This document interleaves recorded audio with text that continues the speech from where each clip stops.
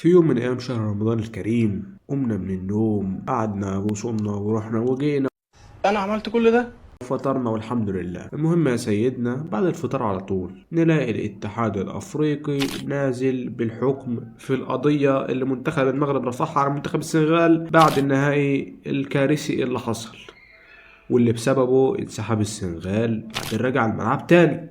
ايه اللي حصل بقى يا عم علاء؟ هقول لك يا سيدنا. طبعا انت اول العارفين وابو العارفين كمان. طبعا الحكم اللي صدر الكرة الارضية كلها عرفته خلاص، اللي هو ان البطولة هينسحب من منتخب السنغال يروح لمنتخب المغرب. وطبعا كلنا عارفين ليه، وكنا عارفين جدو فوزي عمل ايه. طبعا جدو فوزي حاجة كده زي مين، جيم جيم عندنا، جيم جيم عندنا، مش عايزين نقول كلام كتير. تمام تمام.